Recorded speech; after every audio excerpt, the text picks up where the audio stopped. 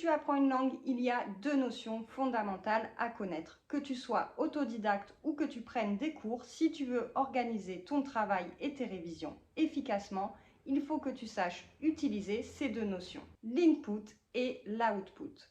Je ne sais pas s'il existe des termes en français pour ça. Peut-être que l'output, ce serait la production et l'input, la consommation.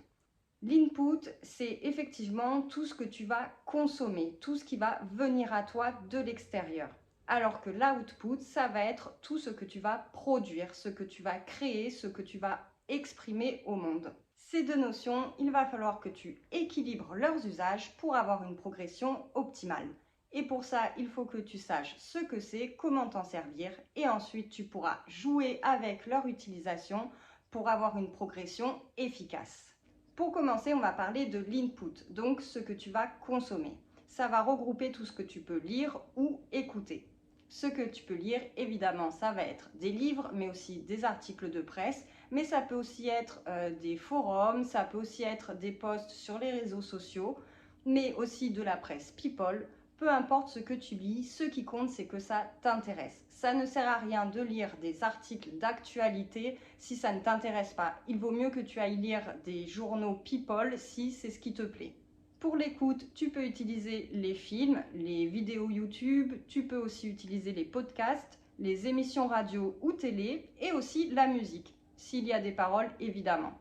L'input, c'est ce qui va t'apporter, sans surprise, les compétences d'écoute et de lecture. Mais c'est aussi ce qui contient toutes les connaissances dont tu as besoin pour apprendre une langue. Et c'est aussi ce qui va te permettre d'apporter du renouveau tout au long de ton apprentissage. Du nouveau vocabulaire, des nouveaux accents, des nouvelles tournures de phrases. Et d'ailleurs, si tu apprends la langue simplement pour regarder des films ou lire des livres, finalement, l'input, tu n'as besoin que de ça. Donc, si tu veux acquérir les connaissances pour pouvoir apprendre et comprendre une langue, l'input, c'est indispensable. Finalement, c'est ce qu'on appelle l'immersion. C'est ce qui va te permettre au départ de te familiariser avec la langue pour qu'elle finisse par faire partie intégrante de ta vie.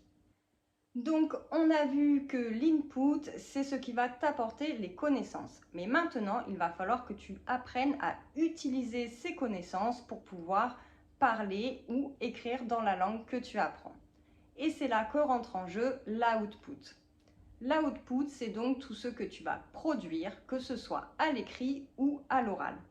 Et c'est souvent ce point-là qui va poser le plus de problèmes parce que ça n'est pas si évident que ça de savoir s'exercer, surtout lorsqu'on apprend une langue seule.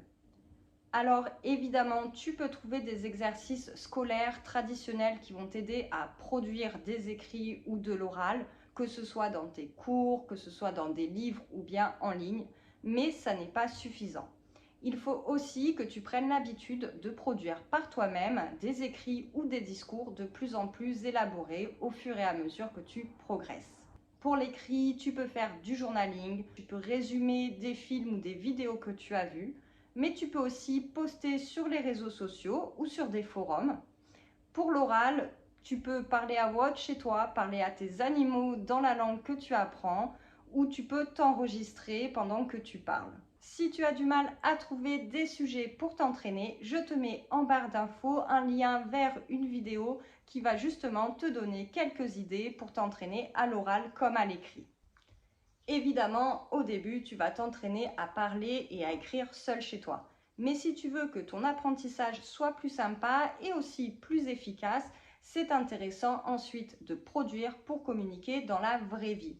Pour ça, tu peux trouver des partenaires de langue sur des applications, dans les cafés polyglottes ou des associations de ta ville, mais n'hésite pas aussi à utiliser les réseaux sociaux, les forums, qui sont un moyen très facile de pouvoir communiquer avec des gens partout dans le monde.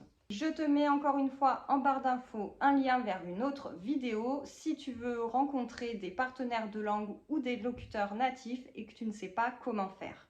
L'output, c'est-à-dire la production à l'écrit et à l'oral, c'est donc indispensable si tu veux être capable d'utiliser la langue pour communiquer dans la vraie vie. Donc, pour simplifier, pour apprendre une langue, il faut que tu utilises ces deux notions, l'input et l'output. La consommation pour acquérir les connaissances et la production pour être capable d'utiliser ces connaissances.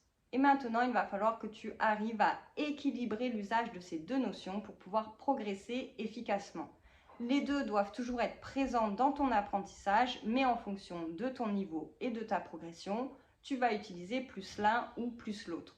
Au départ, comme tu n'as aucune connaissance dans la langue, évidemment, tu vas devoir consommer beaucoup pour acquérir des connaissances et pouvoir les utiliser. Mais plus tu vas progresser et plus il va falloir que tu produises si tu veux réussir à utiliser de mieux en mieux la langue pour réussir un jour à parler couramment. Et parfois, si tu as l'impression de stagner dans l'apprentissage de la langue, essaye de regarder s'il n'y a pas une des deux notions que tu ne mets pas assez en application et dont tu as besoin en ce moment pour progresser. Ensuite, à côté de ça, tu peux ajouter des recherches d'orthographe, conjugaison, grammaire en fonction du niveau de langue que tu veux acquérir et de l'usage que tu veux faire de la langue. Donc, si tu apprends une langue, surtout en tant qu'autodidacte, garde bien à l'esprit ces deux notions pour pouvoir autant acquérir des connaissances que de compétences en pratique. J'espère que cette vidéo va t'aider à construire un programme d'apprentissage efficace. Si elle t'a plu, n'hésite pas à mettre un petit like ou à t'abonner si tu veux d'autres vidéos avec des conseils pour apprendre une langue. En attendant la prochaine vidéo, je te dis amuse-toi bien avec les langues. Ciao ciao et gros bisous!